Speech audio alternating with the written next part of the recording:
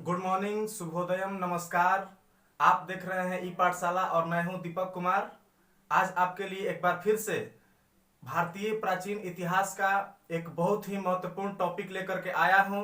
जैसा कि आप लोग जानते हैं कि हम लोग पिछले क्लास में अध्ययन के स्रोत जो चैप्टर था उसके बारे में पढ़ रहे थे और उसमें हम लोगों ने पिछले क्लास में पढ़ा था कि हम लोग साहित्यिक स्रोत के अंतर्गत किन किन महत्वपूर्ण पुस्तकों के बारे में डिस्कस करने वाले हैं।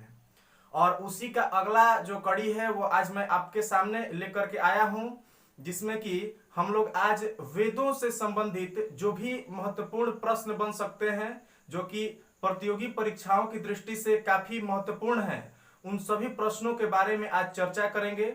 और हम उम्मीद करते हैं और पूरा दावा करते हैं कि आज का वीडियो जो है आपके लिए काफी महत्वपूर्ण होने जा रहा है।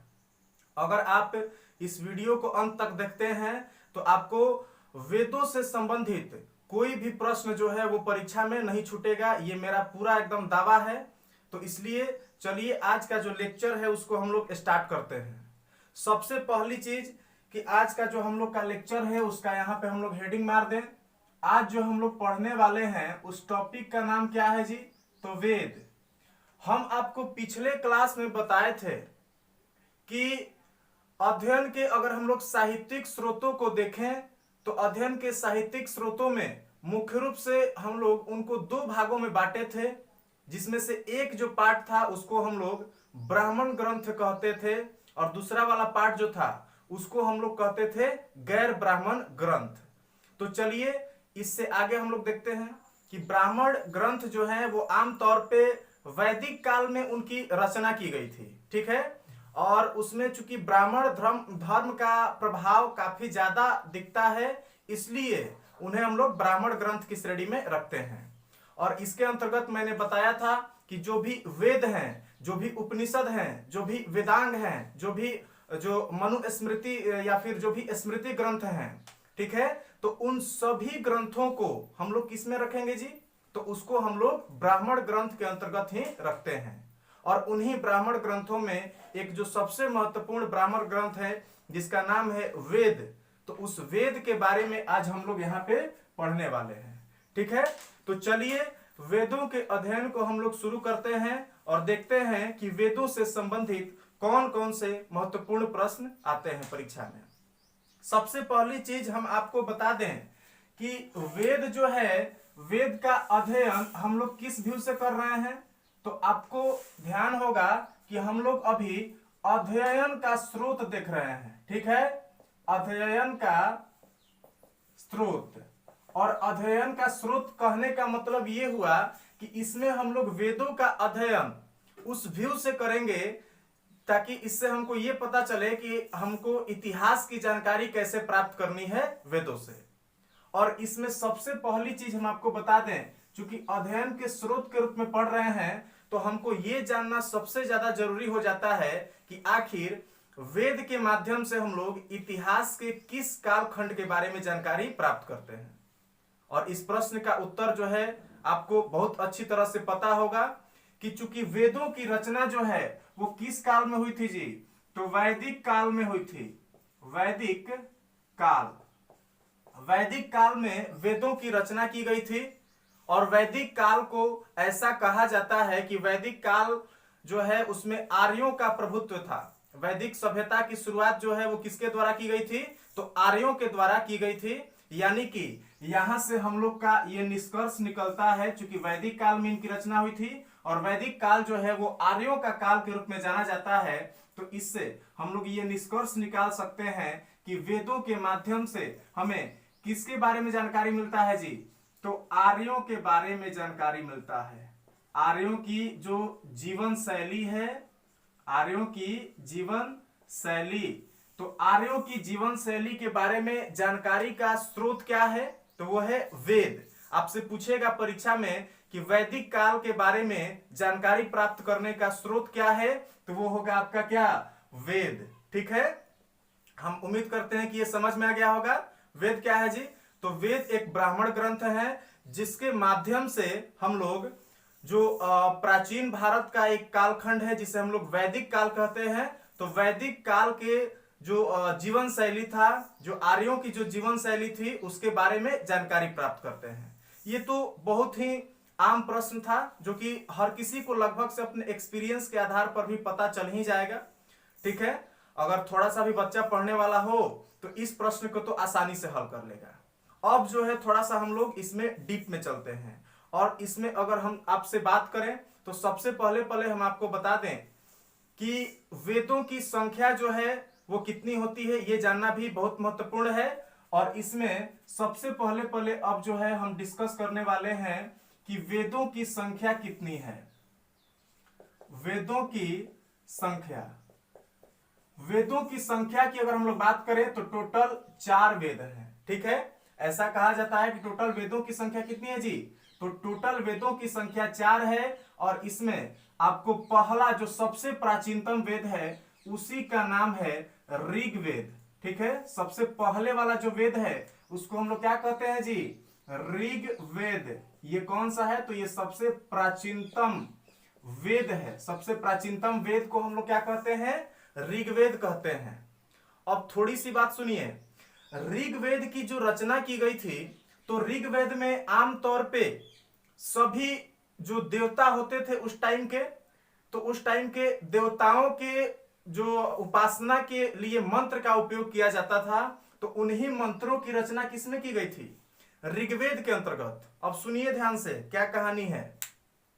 क्या उस समय कोई देवी देवता की मूर्ति होती थी ऋग्वैदिक काल में, तो ऐसा बिल्कुल भी नहीं था। ऋग्वैदिक काल में कोई भी देवता वगैरह की मूर्ति नहीं होती थी। इस समय जिससे लाभ उसकी पूजा। ठीक है, अगर मान लेते हैं कि आज के डेट में भी आप लोग देखते होंगे कि साइकिल से हम लोग यात्रा कर सकते हैं। ठीक है, तो उसको भी विश्वकर्मा पूजा के दिन मार दिया अगरबत्ती की, जी देवता हैं आप। ठीक है, अगर हम लोग जैसे घर उर भी ढलवाते हैं तो उसमें क्या करते हैं, घर की ढलैया के समय उसमें भी अगरबत्ती मार दिए कि चलिए आपसे भविष्य में हमको लाभ है। यानी कि ये वाला अगर लक्षण दिख रहा है तो मतलब आपको क्या समझना है कि आप ऋग्वैदिक कालीन जो सभ्यता थी, ऋग्वेद के जो सिद्धांत थे उस पे चल रहे हैं। ऋग्वेद में उन सभी देवताओं का जो है वर्णन किया गया है जिनसे उस समय लोगों को लाभ प्राप्त होता था। अब जैसे बात कीजिए इंद्रदेव की, इंद्रदेव के लिए इसमें सबसे अधिक जो है मंत्रों की रचना की गई है। और ऐसा कहा जाता है कि इंद्रदेव जो हैं वो वर्षा के देवता थे, और बारिश से ही हर चीज संभव होता है। खेती वगैरह जो भी होगा वो किसके माध्यम से होगा, बारिश के माध्यम से होगा। तो इसलिए जो ऋग्वैदिक कालीन जो देवता थे, ऋग्वैदिक कालीन जो लोग थे, वो इंद्र की उपासना करते थे। और इंद्र की उपासना के लिए इसमें टोटल 250 मंत्रों की लगभग जो है इसमें रचना की गई है। वो हम लोग जब डिटेल में ऋग्वेद के बारे में पढ़ेंगे तो उसको हम बताएंगे आपको। फिलहाल समझिए कि ऋग्वेद जो है, तो ऋग्वेद में किसको शामिल किया गया है, तो उपासना के लिए मंत्र, उपासना के लिए मंत्र, उपासना के लिए मंत्र की रचना किसमें की गई है जी, तो ऋग्वेद में।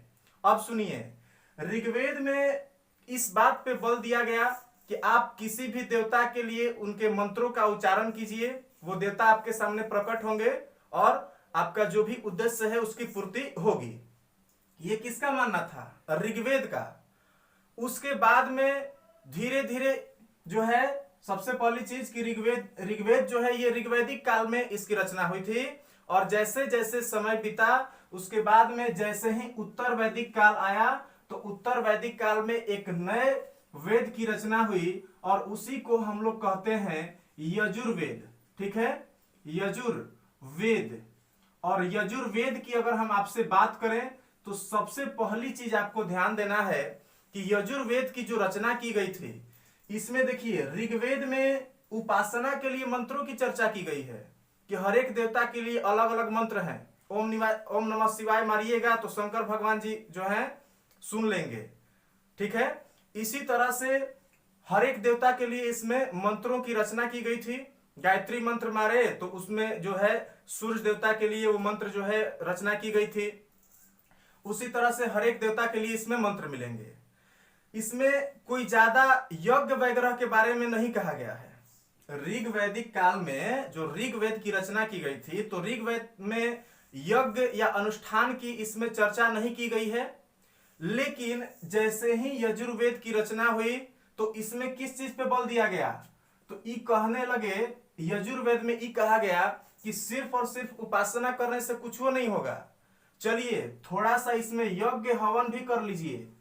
ठीक है, तो यज्ञ के अनुष्ठान आपसे पूछे कि यज्ञ के अनुष्ठान, यज्ञ और अनुष्ठान की विधियों का वर्णन जो है, यज्ञ और अनुष्ठान की जो विधियां हैं, तो इनका वर्णन किसमें किया गया है। आपसे पूछे परीक्षा में कि यज्ञ और अनुष्ठान की विधियों का वर्णन किसमें किया गया है, तो वो आपका यजुर्वेद हो जाएगा। सुनिए ध्यान से, यज्ञ और अनुष्ठान की विधियों का वर्णन इसमें किया गया है, और इसमें आपको ध्यान देना है यजुर्वेद क्या कहता है जी। ऋग्वेद क्या कहा कि हर एक देवता के लिए आप मारिए मंत्र, वो सुन लेंगे। यजुर्वेद क्या कहता है कि सिर्फ मंत्र पढ़ने से कुछ नहीं होगा, आप उसके लिए मार एकदम हवन कुंड बना के धाए धाए एकदम मंत्र मारिए, हवन कीजिए, तब जाके देवता लोग जो हैं वो बहुत जल्दी सुनेंगे, ये इसमें कहा गया। अब जो है थोड़ा सा और आगे इसमें डिटेल में अगर हम लोग चलें तो हम आपको बता दें कि यजुर्वेद जो है, यजुर्वेद में चूंकि यज्ञ अनुष्ठान जैसे कर्म कांडों की व्याख्या की गई है, कर्म कांडों के बारे में बताया गया है, और इसीलिए हम लोग यजुर्वेद को कर्म कांडीय वेद भी कहते हैं। ठीक है, इसमें तो और डिटेल में हम लोग चलेंगे, फिलहाल इतना ही रहने दीजिए। अब जो है उसके बाद में अगर हम लोग देखें, दो वेद हम लोग देख लिए, तीसरे वेद की अगर हम लोग बात करें तो इसी को हम लोग कहते हैं सामवेद। तीसरा वेद क्या है जी, सामवेद। और सामवेद के बारे में अगर हम आपसे बात करें तो सामवेद का भी कहानी बहुत अनोखा है, सुनिए ध्यान से। इसमें क्या हुआ कि चूंकि ऐसे ही अगर यज्ञ अनुष्ठान करते समय जो है मंत्र पढ़े जाते थे तो अच्छा नहीं लगता था, तो ई क्या किए सामवेद में कि सामवेद में ऋग्वेद से ही मैक्सिमम मंत्र को उठाए और कुछ और मंत्र की रचना किए, और कहे कि चलिए इसको हम लोग संगीत के फॉर्म में जो है, संगीत के रूप में मंत्रों को पढ़ना शुरू करेंगे। ठीक है, और इसमें क्या किया गया, तो सामवेद में संगीत के रूप में मंत्रों की रचना कर दी गई, जिससे कि यज्ञ के समय जब मंत्रों को पढ़ा जाए तो उसको सुनने में अच्छा लगा, और इसलिए संगीत के रूप में मंत्रों की रचना जो है किसमें की गई है, सामवेद में। और चूंकि इसमें संगीत के रूप में मंत्रों की रचना की गई है, शामिल किया गया है, इसीलिए इस वेद को हम लोग भारतीय संगीत का जनक भी कहते हैं। भारतीय संगीत का जनक या भारतीय संगीत का स्रोत जो है वो किसको माना गया है, सामवेद को माना गया है। हम उम्मीद करते हैं कि ये तीनों वेद की कहानी थोड़ी थोड़ी आपको समझ में आ गया होगा। अब जो है थोड़ा सा और डिटेल में चलें तो चौथा वेद जो है उसी को हम लोग कहते हैं अथर्ववेद। अथर्ववेद सुनिए, अथर्ववेद जो है, अथर्ववेद को कुछ इतिहासकारों का मानना है कि अथर्ववेद जो है उसको वेद की श्रेणी में नहीं रखा जाना चाहिए। ऐसा क्यों भाई, तो इसका कारण ये था कि ये तीनों कहीं ना कहीं जो है ये देवताओं के पूजा पाठ अनुष्ठान से संबंधित थे, जबकि अथर्ववेद की अगर हम लोग बात करें तो ई वाला जो है इसका रास्ता अलग डायरेक्शन पकड़ लिया था। ई जो है अथर्ववेद जो है ये अलग डायरेक्शन पकड़ लिया था, और इसका पूजा पाठ से हट के इसका ध्यान कहां चला गया था, तो ये तंत्र मंत्र जादू टोना, तो तंत्र मंत्र और जादू टोना की बात की जाएगी कि तंत्र मंत्र जादू टोना का उल्लेख किस वेद में किया गया है, तो आपको ध्यान रखना है कि वो कौन सा होगा, अथर्ववेद होगा। अथर्ववेद का डायरेक्शन चेंज है। अथर्ववेद क्या कहता है जी, अथर्ववेद कहता है कि वेद के मंत्रों पे आपको भरोसा नहीं है तो आइए हमसे मिलिए, हम आपको सिखाते हैं कि अथर्ववेद का मतलब क्या होता है, मारेंगे मंत्र की एकदम दुबला जाइएगा। ये किसका कहना है जी, अथर्ववेद का। ये तंत्र मंत्र और जादू टोना का इसमें व्याख्या किया गया है। और इसमें आपको ध्यान देना है कि अथर्ववेद चूंकि इसमें इसका डायरेक्शन ही चेंज हो चुका है, इसीलिए इसको हम लोग वेदों की श्रेणी में जो है उस तरीके से नहीं रखते हैं जितना मान्यता ऋग्वेद, यजुर्वेद और सामवेद को दिया गया है। और इसका उदाहरण हम आपको बता रहे हैं। ऋग्वेद, यजुर्वेद और सामवेद, इन तीनों में चूंकि पूजा पाठ अनुष्ठान का ही वर्णन किया गया है और इसीलिए इन तीनों वेदों को सम्मिलित रूप से वेद त्रयी कहा जाता है। इन तीनों वेदों को सम्मिलित रूप से क्या कहा जाता है जी? वेद त्रयी। अब आपसे परीक्षा में आपसे पूछेगा कि वेद त्रयी का कौन भाग नहीं है? क्या पूछेगा कि वेद त्रयी का भाग इनमें से कौन सा वेद नहीं है? और ऑप्शन आपके यही चारों रहेंगे, तो आप क्या मारिएगा? अथर्ववेद, क्योंकि अथर्ववेद जो है इसका डायरेक्शन चेंज है और इसीलिए आपका इसमें शामिल नहीं किया गया है, वेद त्रयी में शामिल नहीं किया गया है और इसलिए इसको हम लोग जो है वेद त्रयी का हिस्सा नहीं मानते हैं। और सुनिए, एक कहानी और आपको बताते हैं। ये तो 3 वाला पार्ट हो गया। अगर हम चारों को मिला दें तो चारों को सम्मिलित रूप से संहिता कहा जाता है। ठीक है, अब आपसे परीक्षा में पूछेगा कि वेदों को, चारों वेदों को क्या कहा जाता है जी? तो उसको हम लोग संहिता कहते हैं। ये बात आपको ध्यान रखना है। ठीक है, अब जो है थोड़ी सी कहानी और इसमें इंटरेस्ट पैदा करने के लिए हम आपको बता दें। वेद जो है चूंकि संस्कृत के बहुत ही एकदम जटिल वाक्यों में लिखे गए थे, इनको पढ़ना इतना आसान काम नहीं था और अगर वेदों का कोई ज्ञान रख रहा था उस समय तो भैया उसका जो है उपाधि तो होना चाहिए। तो इसी में आपको हम बता दें कि जो लोग दूगो वेद का नाम जानते थे, दूगो वेद का ज्ञान रखते थे, तो दूगो वेद के ज्ञान रखने वाले को द्विवेदी कहा जाता था। 3 गो वेद अगर जान गए तो उनको त्रिवेदी कहा जाता था और 4 गो वेद अगर जान गए तो उन्हीं को चतुर्वेदी कहा जाता था। ये बात आपको ध्यान रखना है। दुवेद द्विवेदी, ठीक है, 3 वेद त्रिवेदी और 4 वेद के ज्ञाता को क्या बोला जाएगा जी? तो चतुर्वेदी बोला जाएगा। ये बात आपको ध्यान रखना है। और सुनिए ध्यान से, भले ही आज के डेट में कोई भी चतुर्वेदी लोग को जो है एको वेद का ज्ञान नहीं है, वेद का वो भी ना जाने, लेकिन वास्तविक रूप में चतुर्वेदी का मतलब क्या हुआ जी? तो 4 वेदों के जो ज्ञाता होंगे उन्हीं को चतुर्वेदी कहा जाएगा। ये बात आपको क्लियर हो गया। अब थोड़ी सी बात और हम लोग वेदों के बारे में जो है देखेंगे। अब इसमें समझिए कि चूंकि वेद की जो रचना की गई थी, ये कहा जाता है कि ऋग्वेद की रचना यहाँ पे ऋग्वैदिक काल में हुई, यजुर्वेद, सामवेद और अथर्ववेद की रचना जो है ये उत्तर वैदिक काल में हुई, ऐसा माना जाता है। बिल्कुल सही है। लेकिन आपको हम पिछले क्लास में बताए थे कि वेदों की जब रचना की गई थी तो ये लिपिबद्ध नहीं थे। ठीक है, वेदों की जब रचना की गई थी तो ये लिपिबद्ध नहीं थे। इनको सिर्फ और सिर्फ सुन सुना के और इनके बारे में शिक्षा का, ज्ञान का आदान प्रदान किया जाता था। गुरु लोग जो हैं वो वेदों का ज्ञान रखते थे और उनके गुरुकुल में शिष्य लोग जाते थे पढ़ने के लिए, शिक्षा ग्रहण करने के लिए। तो गुरु लोग जो हैं उनको सुना करके और वेदों का ज्ञान देते थे। अब जैसे कि उस समय का माहौल भी उस टाइप का था, प्रकृति से सबका जुड़ाव था, एकदम दिमाग फ्रेश रहता था। आज के टाइम में व्हाट्सएप फेसबुक वाला कीड़ा उस टाइम नहीं था, दिमाग इधर उधर डाइवर्ट नहीं होता था।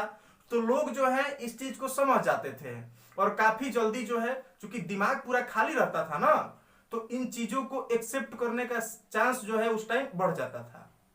आज के डेट में अगर वेद को सुन सुना के अगर लइकन के कह दिया जाए कि भैया याद कर लो, तो पहले तो वेद का नाम सुन के ही भाग जाता है, याद कहां से करेगा? और सुना के याद करे तो हो ही नहीं सकता है, रटवाएंगे तब भी नहीं रटेगा। लेकिन उस समय चूंकि ये सुन सुना के इनके बारे में अध्ययन किया जाता था और इसीलिए हम आपको बताए थे कि वेद जो है ये क्या है जी? तो एक प्रकार का श्रुति ग्रंथ है। कैसा ग्रंथ है? तो वेद एक प्रकार का श्रुति ग्रंथ है, ये बात हम आपको बताए थे।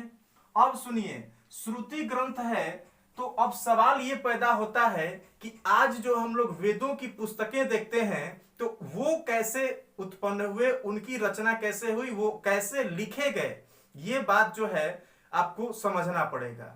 तो सुनिए ध्यान से, वेद स्टार्टिंग में किस फॉर्म में चल रहे थे? श्रुति फॉर्म में सुन सुना के इनका अध्ययन किया जाता था। बाद के वर्षों में क्या हुआ कि एक व्यक्ति हुए जिनका नाम था कृष्ण द्वैपायन। क्या नाम था जी? कृष्ण द्वैपायन।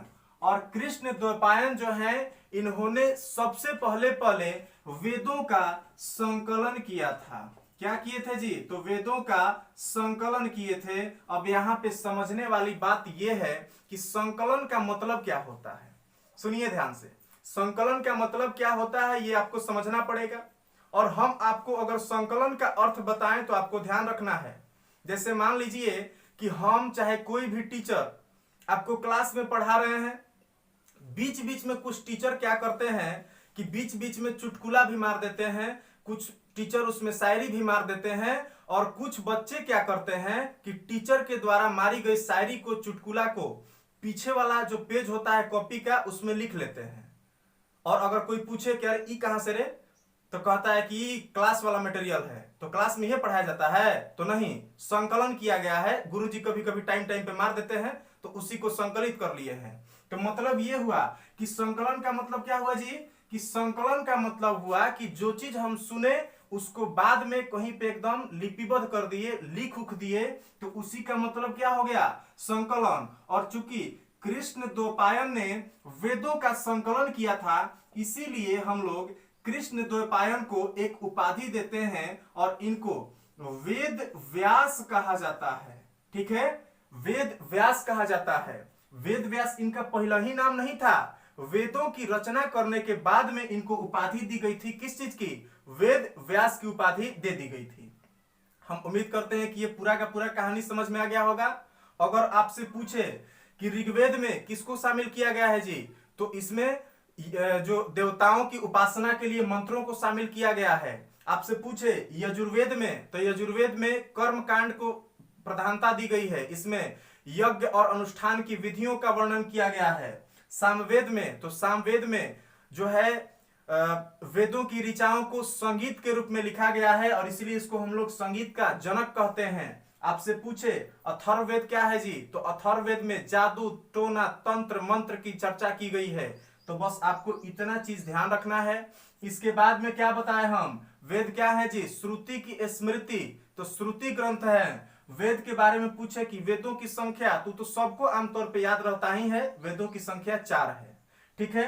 आपसे पूछे कि वेदों की रचना कब की गई थी, तो वैदिक काल में इनकी रचना की गई थी। आपसे पूछे कि वेदों से किसके बारे में जानकारी प्राप्त होता है, तो आर्यों के बारे में जानकारी प्राप्त होता है। आपसे परीक्षा में पूछे कि कौन वेद त्रयी का हिस्सा नहीं है, तो आपको ध्यान देना है कि अथर्ववेद जो है ये वेद त्रयी का हिस्सा नहीं है। वेद त्रयी का मतलब है 3 वेद। ठीक है, हम आपको जैसा कि बोले कि अथर्ववेद को कुछ इतिहासकार ऐसे हैं जो नहीं मानते हैं कि ये वेद है, क्योंकि इसका रूट जो है वो क्या हो गया है? डाइवर्ट हो गया है, और इसलिए इसको वेदों का हिस्सा नहीं मानते हैं। और जो 3 गो वेद हैं इन्हीं को वेद त्रयी के रूप में संकलित किया जाता है। चलिए आगे की कहानी हम लोग समझते हैं वेदों से संबंधित। और अब जो है हम लोग बारी बारी से एक एक वेद के बारे में पढ़ना शुरू करेंगे। चलिए स्टार्ट करते हैं। ध्यान दीजिए सब लोग।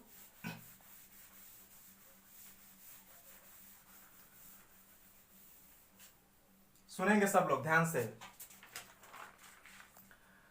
अब जो है सबसे पहले हम लोग ऋग्वेद के बारे में पढ़ना शुरू करेंगे। ऋग्वेद सबसे पहले हम लोग किसके बारे में पढ़ेंगे जी? तो ऋग्वेद के बारे में पढ़ेंगे। इसको आप लोग ध्यान से सुनिएगा। ऋग्वेद क्या है? चलिए सुनिए ध्यान से। ऋग्वेद की अगर हम लोग बात करें तो ऋग्वेद के बारे में सबसे पहली चीज जो मैंने आपको बताया कि ऋग्वेद जो है ये सबसे प्राचीनतम वेद है। ऋग्वेद क्या है जी? तो सबसे प्राचीनतम जो वेद है उसी को हम लोग ऋग्वेद कहते हैं। यानी कि ऋग्वेद क्या है? तो सबसे प्राचीनतम वेद है। और सबसे प्राचीनतम वेद ही नहीं, ऋग्वेद को सबसे प्राचीनतम ग्रंथ के रूप में भी जाना जाता है। और ऐसा कहा गया है कि ऋग्वेद जो है वो विश्व की सबसे प्राचीनतम जो है ग्रंथ है। इसको क्या कहा जाता है? तो इसको विश्व की सबसे प्राचीनतम विश्व की सबसे प्राचीनतम ग्रंथ है। क्या कहा जाता है? तो वेद को विश्व की सबसे प्राचीनतम ग्रंथ के रूप में जाना जाता है। ये बात आपको ध्यान रखना है। और चूंकि ये विश्व की सबसे प्राचीनतम ग्रंथ है, इसीलिए इसको यूनेस्को की, ध्यान दीजिए, यूनेस्को की विश्व विश्व धरोहर की साहित्य के रूप में इसको सम्मिलित किया गया है। विश्व धरोहर के साहित्य, विश्व धरोहर के साहित्य के रूप में इसको किसमें शामिल किया गया है जी? तो यूनेस्को में शामिल किया गया है। यह बात आपको ध्यान रखना है। अब जो है थोड़ी सी बात हम लोग वेदों के बारे में और डिटेल में करें तो हम आपको बताएं इससे जस्ट पहले कि वेदों की रचना की अगर हम लोग बात करें तो इसकी रचना किस काल में हुई थी जी? तो ऋग्वैदिक काल में वेदों की ऋग्वेद की रचना की गई थी। ऋग्वेद की रचना किस काल में की गई थी? तो ये ऋग्वैदिक काल में इनकी रचना की गई थी। नाम से ही क्लियर हो रहा है, ये बात आपको ध्यान रखना है। और अगली चीज अगर हम ऋग्वेद के बारे में बताएं तो ऋग्वेद एक ऐसा वेद है जो ऋचाओं के रूप में बद्ध है। ये किसमें बद्ध है जी? तो ऋचाओं के रूप में बद्ध है। ध्यान देना है, ऋचाओं के रूप में बद्ध है, ये बात आपको समझना है। चलिए ध्यान से सुनिए, इतना चीज क्लियर हो गया है। ऋग्वेद क्या है? सबसे प्राचीनतम वेद है, साथ ही साथ ये विश्व की सबसे प्राचीनतम ग्रंथ की श्रेणी में आता है। दूसरी चीज, ऋग्वेद की रचना जो है ऋग्वैदिक काल में की गई थी और इसको ऋचाओं के रूप में इसकी रचना की गई थी। ये बात आपको ध्यान हो गया।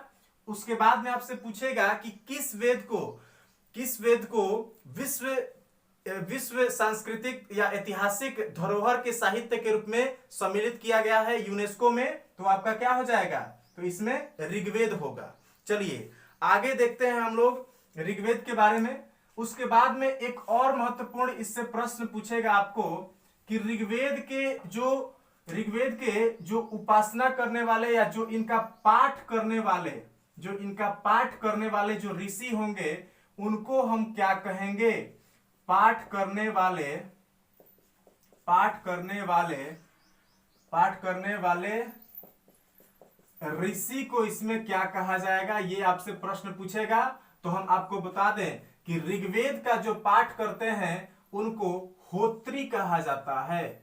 ऋग्वेद का पाठ करने वाले ऋषि को क्या कहा जाता है जी? तो उनको होत्री कहा जाता है। ऋग्वेद का पाठ करने वाले पुरोहित को क्या कहा जाता है? तो होत्री कहा जाता है।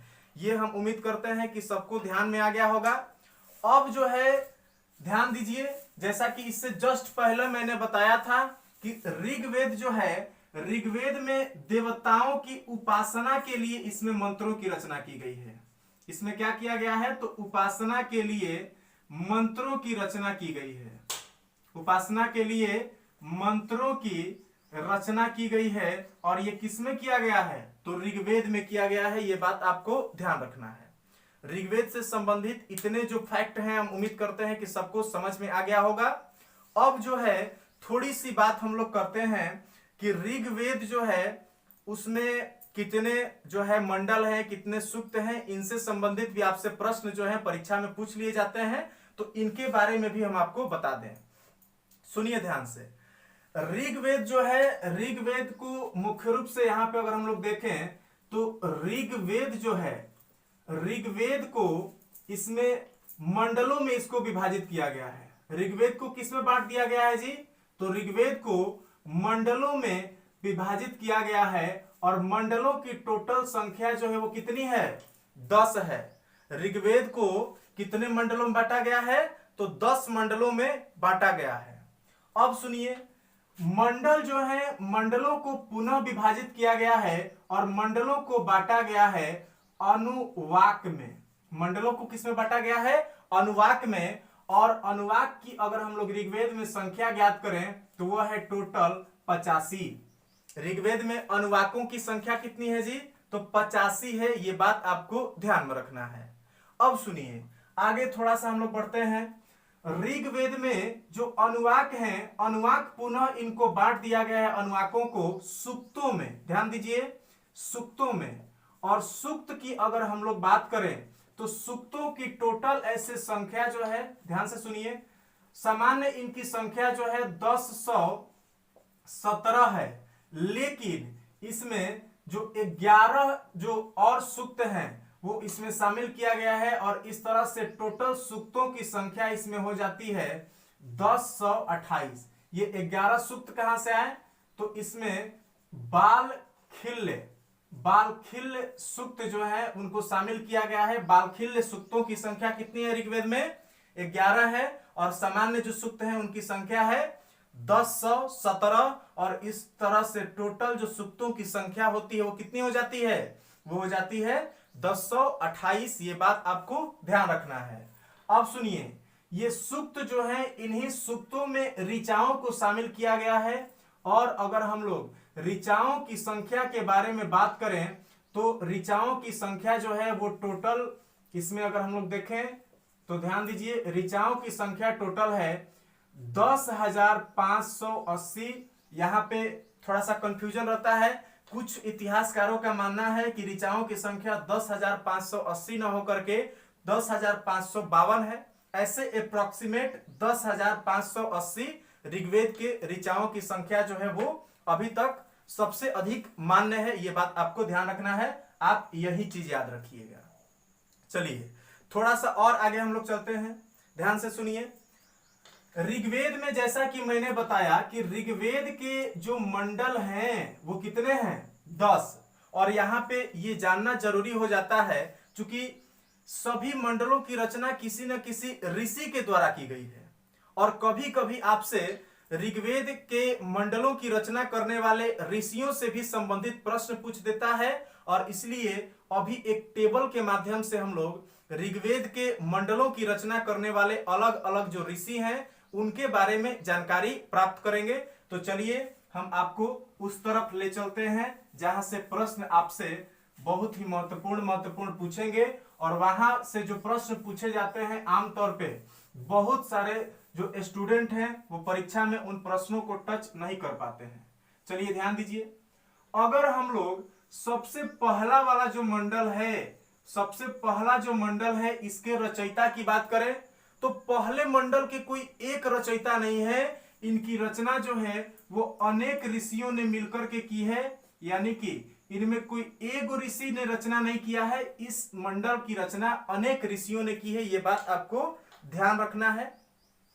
अगली चीज ध्यान से सुनिए, अगर हम लोग दूसरे मंडल की बात करें तो दूसरा मंडल जो है इसको गृत्समद, ठीक है, दूसरे मंडल की रचना किसने किया था, तो उनका नाम था गृत्समद। यानी कि दूसरे मंडल की रचना किस ऋषि ने किया था, तो गृत्समद ऋषि हैं, उन्होंने दूसरे मंडल की रचना की थी। तीसरा देखते हैं, और अगर हम लोग तीसरे मंडल की बात करें तो तीसरा मंडल जो है, तीसरा मंडल की रचना करने वाले जो ऋषि थे उनका नाम था विश्वामित्र, जो कि काफी प्रचलित और काफी प्रसिद्ध ऋषि हैं, इनके बारे में ऐसा कहा जाता है। चलिए तीसरे मंडल की रचना विश्वामित्र। चौथे मंडल की अगर हम लोग रचना की बात करें कि चौथा मंडल की रचना किसने किया था, तो आपको हम बता दें चौथे मंडल की रचना करने वाले ऋषि का नाम था वामदेव। चौथे मंडल की रचना किसने किया था, वामदेव ने किया था।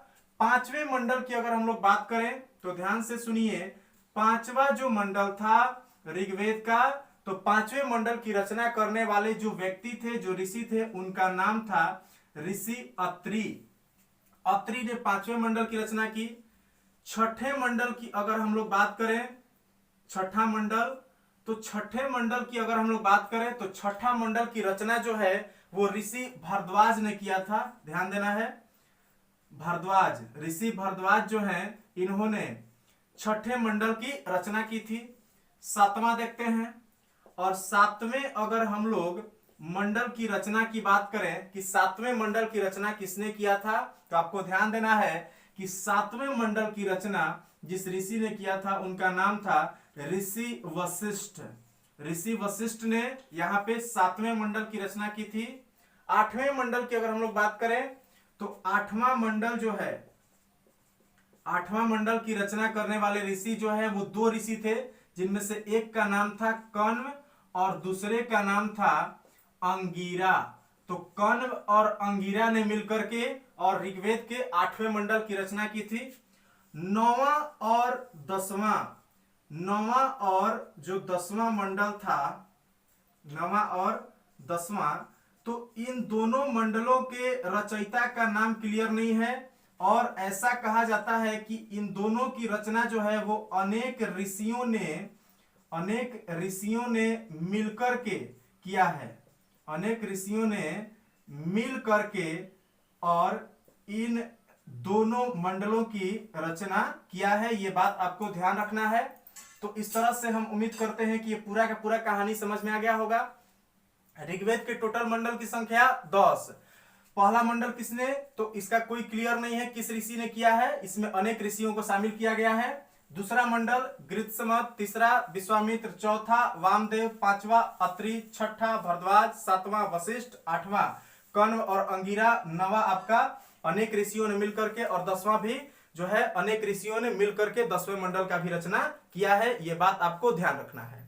चलिए अब थोड़ा सा और हम लोग आगे बढ़ते हैं और देखते हैं कि इन मंडलों से संबंधित और कौन कौन से महत्वपूर्ण प्रश्न बन सकते हैं।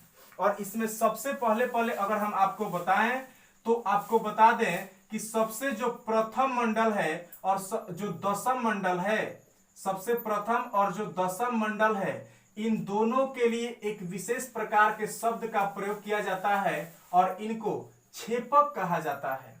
ठीक है, पहले और 10वें मंडल के लिए किस शब्द का प्रयोग किया जाता है, छेपक। और छेपक का मतलब ये हुआ जिसको बाद में लिखा गया हो, बाद में जोड़ा गया हो या लिखा गया हो, ये बात आपको ध्यान देना है।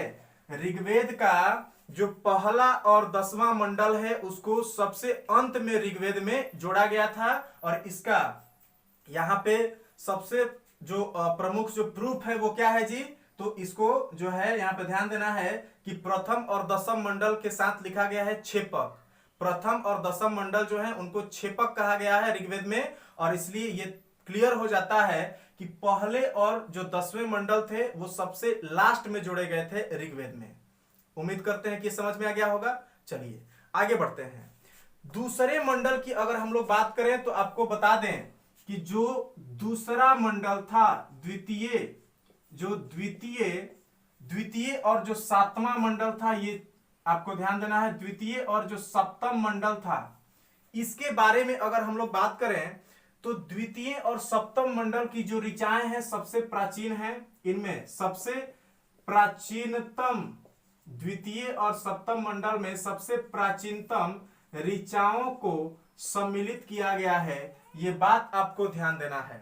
सबसे प्राचीनतम ऋचाओं को किस मंडल में शामिल किया गया है, तो दूसरा और 7वां जो मंडल है उसमें सबसे प्राचीनतम जो ऋचाएं हैं ऋग्वेद की, उनको शामिल किया गया है। यह बात आपको ध्यान रखना है। चलिए और आगे चलते हैं और हम आपको बता दें कि जो तीसरा मंडल है तो ये भी काफी महत्वपूर्ण है, क्योंकि तीसरे मंडल में ही गायत्री मंत्र का उल्लेख किया गया है। गायत्री मंत्र जो है, तो गायत्री मंत्र का उल्लेख ऋग्वेद के किस मंडल में किया गया है, तो तीसरे मंडल में। तीसरे मंडल के रचयिता कौन है, तो बगले में दिख रहा है विश्वामित्र जी है। ये बात आपको ध्यान रखना है। और आपको एक और महत्वपूर्ण चीज ध्यान रखना है कि गायत्री मंत्र जो है ये किसको समर्पित है, तो आपको ध्यान देना है ये सूर्य देवता जो है, सूर्य देवता सविता को ये यहाँ पे समर्पित किया गया है गायत्री मंत्र, जो कि किसमें है, ऋग्वेद के तीसरे मंडल में है। चलिए हम उम्मीद करते हैं कि ये पूरा समझ में आ गया होगा। और जो है थोड़ा सा आगे चलते हैं और ध्यान से सुनिए। ऋग्वेद का जो 8वां मंडल है, अष्टम मंडल जो है, ऋग्वेद का जो अष्टम मंडल है, तो अष्टम मंडल के बारे में ऐसा कहा जाता है कि ऋग्वेद के अष्टम मंडल में हस्तलिखित ऋचाएं हैं, हस्तलिखित ऋचाएं हैं। और इन ऋचाओं को, हस्तलिखित जो ऋचाएं हैं, इन ऋचाओं को खील कहा जाता है। आपसे पूछेगा कि ऋग्वेद के किस मंडल की ऋचाओं को खील कहा जाता है, तो आपको ध्यान देना है कि ऋग्वेद के अष्टम मंडल की जो ऋचाएं हैं उन्हीं को क्या कहा जाता है, तो खील कहा जाता है। ये बात आपको ध्यान रखना है। चलिए और आगे चलते हैं। ऋग्वेद के अगर हम लोग 9वें मंडल की बात करें नवम जो मंडल है उसकी अगर हम लोग बात करें ऋग्वेद के, तो आपको ध्यान रखना है कि ऋग्वेद के 9वें मंडल में ही देवता एक है जिनका नाम था सोम। तो सोम देवता का उल्लेख जो है वो किसमें किया गया है? तो सोम देवता का उल्लेख ऋग्वेद के 9वें मंडल में किया गया है। ये बात आपको ध्यान रखना है। और जैसा कि मैंने बताया कि 10वां मंडल भी क्या है? क्षेपक है। और 10वां मंडल एक और कारण से बहुत ही ज्यादा इसमें महत्वपूर्ण हो जाता है, क्योंकि 10वें मंडल में ही एक सूक्त है जिसका नाम है पुरुष सूक्त। ध्यान दीजिए, जो 10वां मंडल है, तो 10वां मंडल में एक सूक्त है और उस सूक्त का क्या नाम है जी? तो पुरुष सूक्त। पुरुष सूक्त ऋग्वेद के जो 10वां मंडल है तो उसमें जो सूक्त है उस सूक्त का नाम क्या है? पुरुष सूक्त। और इस पुरुष सूक्त में ही सबसे पहले पहले जो चतुष्वर्ण समाज था, चतुष्वर्ण समाज जो था उसकी कल्पना की गई है। ध्यान दीजिए, आपसे पूछेगा कि ऋग्वेद के किस मंडल में चतुष्वर्ण समाज की संकल्पना की गई है, वो कौन सा होगा? आपका 10वां मंडल होगा। आपसे पूछेगा कि ऋग्वेद के किस सूक्त में चतुष्वर्ण समाज की संकल्पना की गई है, तो आपका क्या होगा? पुरुष सूक्त होगा। और चतुष्वर्ण समाज के बारे में अगर हम आपसे बात करें तो ध्यान दीजिए, इसमें चतुष्वर्ण समाज की जो संकल्पना की गई थी, इसमें आपको ध्यान देना है कि इसमें पूरे समाज को 4 वर्णों में विभाजित किया गया था। जो भी उस समय जो भी समाज था उसको 4 वर्णों में विभाजित किया गया था। और उन 4 वर्णों की अगर बात करें तो आपको ध्यान देना है, इसमें सबसे जो उच्च कोटि था वो दिया गया था ब्राह्मणों को। और ब्राह्मण को कहा गया था कि ये जो है, सबसे पहली चीज कि चतुष्वर्ण समाज को 4 वर्णों में बांटा गया, ठीक है। और इसमें ऐसा कहा गया कि ये चारों वर्ण जो है वो ब्रह्मा जी जो सृष्टि के रचयिता हैं उनके 4 अंगों से ये चारों वर्ण उत्पन्न हुए हैं। जिसमें ब्राह्मणों की अगर हम लोग बात करें तो इनके बारे में ऐसा कहा गया कि ये जो है ब्रह्मा के मुख से उत्पन्न हुए हैं। और चूंकि ब्रह्मा जी के मुख से ज्ञान की बात निकलती है और इसीलिए ज्ञान प्राप्त करने वाले व्यक्ति को, जो विद्वान होते थे, उनको इसमें रखा जाता था। दूसरी चीज, ब्राह्मण हो गए।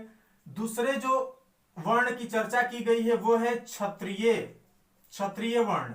और क्षत्रिय के बारे में कहा जाता है कि क्षत्रिय जो हैं ये ब्रह्मा जी के जो भुजाएं हैं, भुजाएं, तो ब्रह्मा जी के भुजाओं से ये उत्पन्न हुए हैं। किनके बारे में कहा गया है? क्षत्रिय के बारे में। और चूंकि भुजाओं से ताकत के प्रतीक होते हैं, इसलिए क्षत्रियों का कार्य क्या होता था? तो क्षत्रियों का कार्य होता था युद्ध में भाग लेना, समाज की रक्षा करना, ठीक है। ये किसका दायित्व होता था? तो ये क्षत्रियों का दायित्व होता था। ये बात आपको ध्यान रखना है।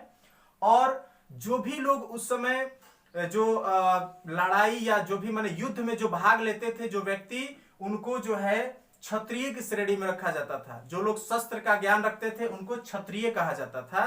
ये बात आपको ध्यान रखना है।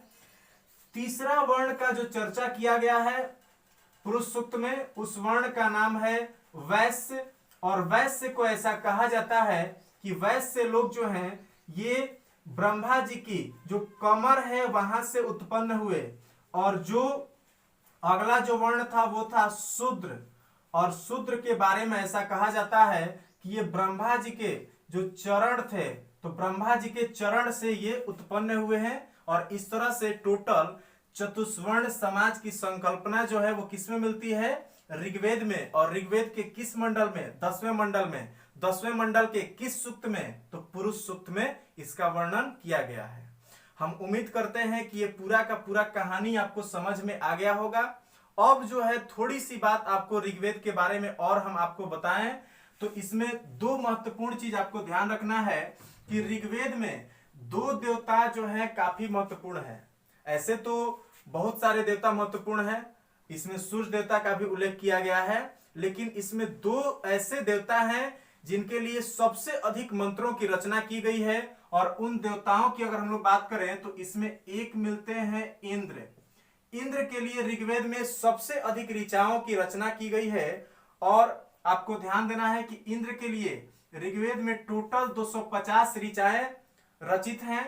वहीं अगर दूसरे महत्वपूर्ण देवता की बात करें तो वो थे अग्नि, और अग्नि के लिए अगर हम लोग मंत्रों की रचना की बात करें तो इनके लिए ऋग्वेद में टोटल 200 मंत्रों की रचना की गई है।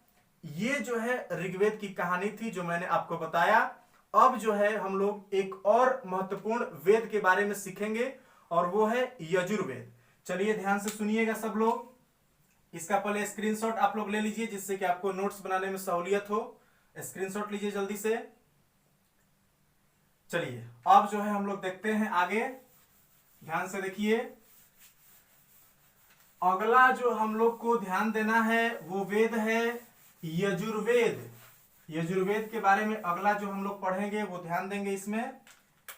यजुर्वेद जो है ये दूसरा वेद, इसको हम लोग देख रहे हैं यजुर्वेद।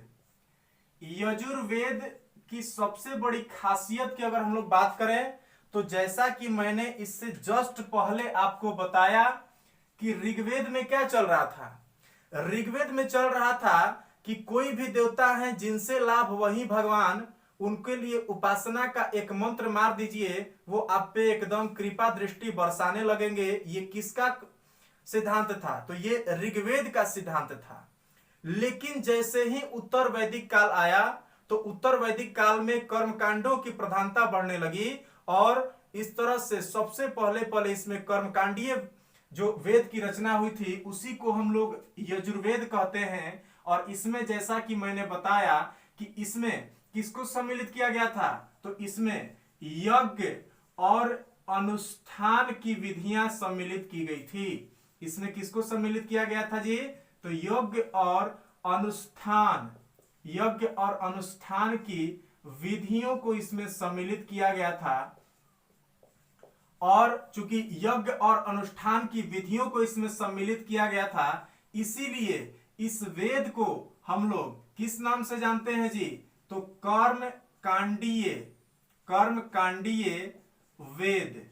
कर्मकांडीय वेद के रूप में इस वेद को हम लोग जानते हैं। आपसे परीक्षा में पूछेगा कि किस वेद को कर्मकांडीय वेद कहा जाता है, तो आपको ध्यान देना है कि जो यजुर्वेद है उसे ही हम लोग किस नाम से जानते हैं? कर्मकांडीय वेद के नाम से जानते हैं। यह बात आपको ध्यान रखना है। चलिए और आगे चलते हैं थोड़ा सा। यजुर्वेद की सबसे बड़ी खासियत की अगर हम लोग बात करें तो इसमें ध्यान देना है कि आमतौर पे सभी वेद जो रचित हैं वो सिर्फ और सिर्फ पद्य फॉर्म में है, कविता के फॉर्म में है। लेकिन ये एकमात्र ऐसा वेद है जो गद्य और पद्य दोनों में रचित है। उस पे हम लोग आएंगे। सबसे पहले हम आपको बता दें कि यजुर्वेद की जो उपासना करते हैं, यजुर्वेद का जो पाठ करते हैं, उनको हम लोग अधार्व्यू कहते हैं। यानी कि ऋग्वेद के जो पाठक होंगे, जो पाठ करने वाले होंगे, उनको क्या कहा जाएगा जी? तो ऋग्वेद के पाठ करने वाले जो ऋषि थे, जो पुरोहित थे, पाठक जो पुरोहित थे, उनको क्या कहा जाता है? तो अर्धव्यू जो है, यहां पे ध्यान देना है, किसको कहा जाता था? तो यजुर्वेद के पाठ करने वाले पुरोहित को या ऋषि को अर्धव्यू कहा जाता था। यह बात आपको ध्यान देना है।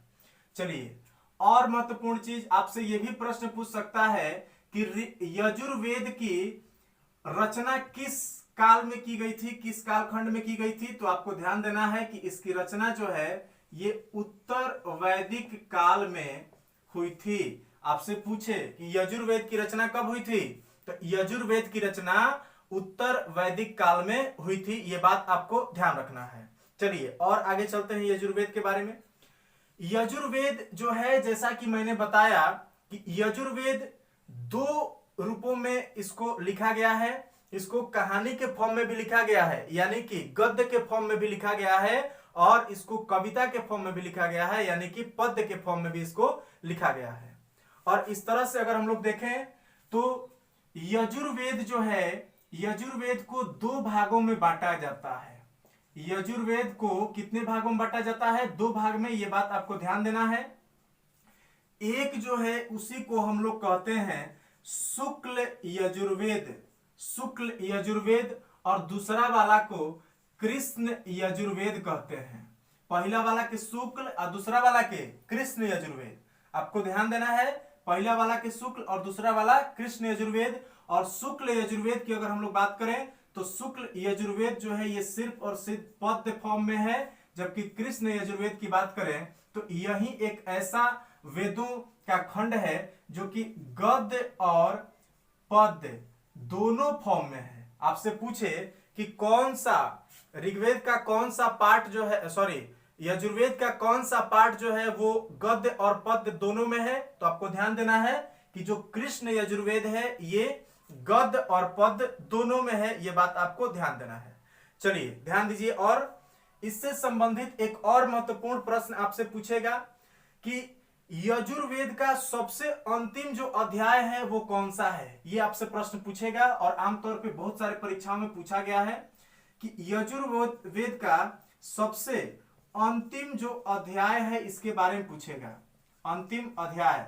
और यजुर्वेद के अगर हम लोग सबसे अंतिम अध्याय की बात करें तो यजुर्वेद का सबसे अंतिम अध्याय जो है उसी को हम लोग जानते हैं ईशावास्य उपनिषद के रूप में। ईशावास्य उपनिषद जो है ये यजुर्वेद का सबसे अंतिम अध्याय है और इसी उपनिषद में आध्यात्मिक जो चिंतन है, आध्यात्मिक चिंतन के बारे में वर्णन किया गया है। आध्यात्मिक चिंतन के बारे में किस वेद में वर्णन किया गया है, तो यजुर्वेद में। और यजुर्वेद के किस उपनिषद में, तो आपको ध्यान देना है ईशावास्य उपनिषद में सबसे पहले यहाँ पे आध्यात्मिक चिंतन के बारे में वर्णन किया गया है। चलिए आज का जो लेक्चर है वो आज इतना ही पे समाप्त होता है। हम उम्मीद करते हैं कि आज का वीडियो आपको पूरी तरह से समझ में आया होगा और आप इस वीडियो को पूरी तरह से एंजॉय किए होंगे।